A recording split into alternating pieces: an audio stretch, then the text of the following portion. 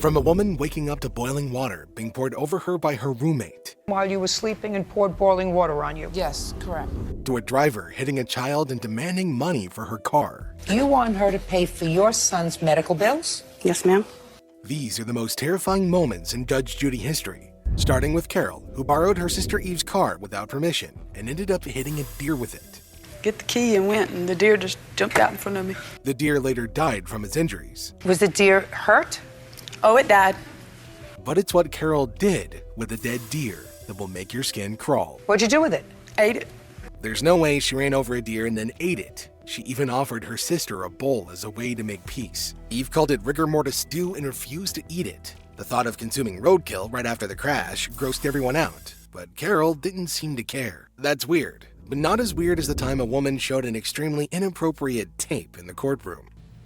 See, so you can see they're lovable. Apparently, Tracy danced with lizards as part of her job, and pet store owner Tim had sold her reptiles when she was away. But what Judge Judy saw on the tape made her question Tracy's sanity. Judy was horrified. Monitor lizards have teeth, they can bite your fingers off, and these ones I swam with, took naps with. Napping with monitor lizards? One bite could lead to an agonizing death, but you do you, Tracy. If this lizard still hasn't rattled you, how about a bedroom covered in ants? William Rogers had to sue his landlord for a full refund after he and his wife bailed a week early from their 4-week stay. Thousands of dead ants in the freezer. Apparently, the place was filthy and crawling with ants both dead and alive. The photos he showed in court were nightmare fuel, but because of what Rogers did next, Judge Judy had zero sympathy. He lived there for 3 full weeks, covered in ants, and then demanded a full refund. Judge Judy dismissed the case on the spot. Okay, we're done. Thank you very much. Case is dismissed. Now, bugs may be bad, but having a brain-dead mother is worse. Kathleen Kreftmeyer was facing her ex in a custody battle, but what came out in court was so traumatizing to hear that Judge Judy couldn't believe it. You filed for divorce, is that right? Yes, I did. 5 years before this hearing, when her oldest daughter was only 6, the mother decided it was healthy to tell the child that the man she believed was her father might not actually be her dad. And you told her that there was a chance that he wasn't her father. Yes. If you think that's stupid, wait until you hear the reasoning behind it. And you did that because I don't believe in keeping secrets from my kids. Yes. You're a moron. Well, that was deserved, and Judy did not stop there. You are an example of why people should have to take tests before they're allowed to have children. This was pure, unfiltered rage at a parent who thought blowing up a child's identity was a good idea. While this was painful to hear, what this next man had been up to for years is beyond creepy. Mark was Terry's neighbor, and he'd been watching her private pool in crystal clear detail for years. But when Judge Judy asked him why, the reason he gave shocked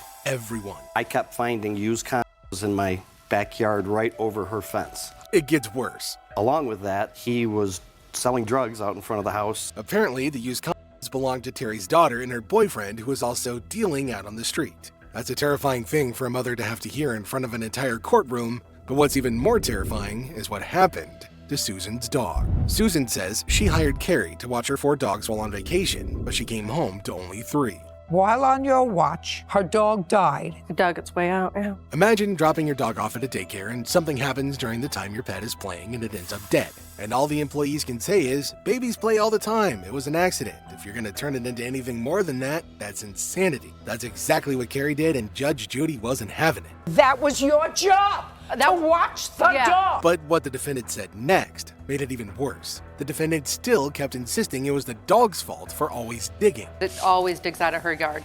She had multiple walls. Okay. If you still have any faith left in humanity, this next case will shatter it. Wendy claims her dog's eardrum was ruptured during a grooming session at the spa. What the groomer admitted to doing was appalling. Given how sensitive a dog's ears are, hosing them should be a criminal offense. What I'm seeing is somebody who's a moron giving a dog a bath. It's painful just to hear. Picks up the ear flapped. Nobody does that. That's stupid. But if you thought this was bad, you're not ready for what can happen if rent goes unpaid. Karina Roy sued her former landlord over unpaid rent, but the big issue was Tupperware. Roy claimed the landlord assaulted her by throwing a whole cupboard of Tupperware at her. And forced all of her Tupperware on me like that. Let me explain. She said the landlord really put force into hurling the containers. It sounded like a wild attack. Tupperware cupboard, and with all of her force, threw it on me, and I was standing behind her, and it landed on me. If any of this was true, it could land the defendant in jail for assault. But Judge Judy found Roy's story exaggerated since Roy was a histrionic. My driving You're not has stable. Anybody that walks into a bedroom, somebody's sleeping in their bed, to ask for 2 pieces of Tupperware. But this wasn't the last unstable person who walked into Judy's courtroom. Kylie Jones here gave the most skin-crawling reason why she woke up with burning pain one day. That she came into the bedroom while you were sleeping and poured boiling water on you. Yes, correct. Hearing this, Judge Judy demands to see the police report, which reveals an entirely different story. It seems that all 3 females had been smoking dust for most of the night. When asked if it's true what it says in the report, this is Kylie's response. 3 of you were doing drugs that night. No. And what she said next was the strangest thing Judge Judy had ever heard. The officer is a fugazi officer. Is a what? Fugazi officer. Everyone in that courtroom was just as confused as you are right now. Apparently, it means That means he's fake.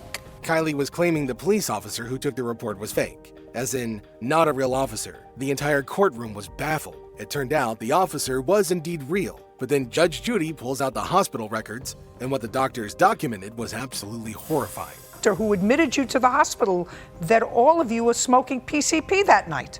2nd and 3rd degree burns. The scalding water had destroyed layers of skin across her body, leaving raw, blistered tissue that would take months to heal. But what's even more disturbing is where the injuries were located. Her groin specifically has significant edema, blistered. The burns covered her chest, arms, and face, areas that would have been exposed as she lay sleeping and defenseless. The kind of injuries that don't just hurt physically, but haunt you forever. But that still doesn't beat witnessing murder right in your own house. 21-year-old Justice Jorcia was suing her former landlord, Paul Wallace, after a tenant stabbed another tenant to death, leaving her traumatized. And that culminated in a murder that took place in the house. The crazy part is that the landlord had put a bookshelf in the kitchen, separating the kitchen into 2 so that 2 men could live in the house as her roommates. You cannot cut a room in half, a kitchen, which is a communal room, move in a cot and let people sleep there. The landlord's negligence created a deadly situation, and what happened next was inevitable. One of those 2 men he had put in the kitchen ended up killing his roommate, forcing the plaintiff to run for her life. I've been diagnosed with PTSD since the incident. That earns her the deposit back, and she goes home $840 richer. But greed doesn't stop at murder. Some people will chase money even when a child is lying in a hospital bed. Robin claims 9-year-old Emmy ran into her car during school pickup, and even though Emmy broke her clavicle, Robin still wants money for the broken mirror on her car. On what date?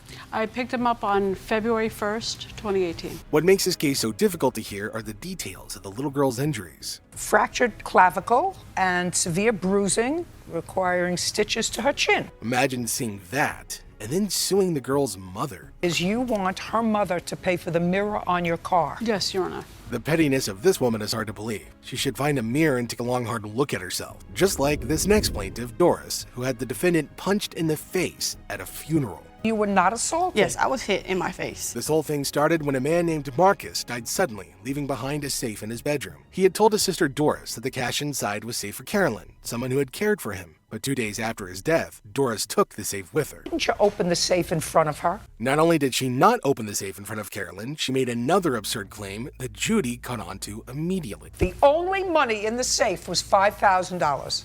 Just $5,000. How much? Everybody in the room knows there was more than $5,000 in that safe, and Doris had just stolen it. But the terrifying part came after this, when she had the defendant assaulted at her brother's funeral. That you were assaulted at the funeral. Yes. Unbelievable. As if she didn't already look bad enough, she throws in a comment about Carolyn coming out of the closet and her family disowning her. Family disowned her, and when she had nowhere to go when she came out the closet. Money really brings out the worst in people, but the case Wendy Moore brought in has to be the most terrifying of all because of how shockingly brazen it is. Wendy Moore sued Nelda Bailey, whose daughter Perry Ann had died in a car crash while driving Moore's car. But what's even more messed up is that Moore's own 14-year-old son, who couldn't legally drive, had taken Perry Ann out in the car without permission. And here she was asking the grieving mother to pay up. You want her to pay for your son's medical bills? Yes, ma'am. The crash happened late at night when Perry Ann, with Moore's 14-year-old son in the passenger seat, was driving around 60 miles per hour. The car fishtailed around a corner and flipped multiple times. Perry Ann was killed instantly at the scene. Moore's son survived. She was just going like 60 miles per hour on a corner and fishtailed it and we flipped. And despite her son walking away from the crash that killed Perry Ann, Moore showed up to court with a bill. She wanted money for 3 things: damage to the totaled car, her son's medical bills, and towing costs after the fatal accident. And the car, because the car was totaled. Right. That's appalling just to hear, considering Bailey was still grieving her lost child. The entire courtroom was heavy with shock, and Judge Judy couldn't believe Moore's lack of heart. For a daughter's pain and suffering and her loss of life. Bailey broke down trying to defend her dead daughter.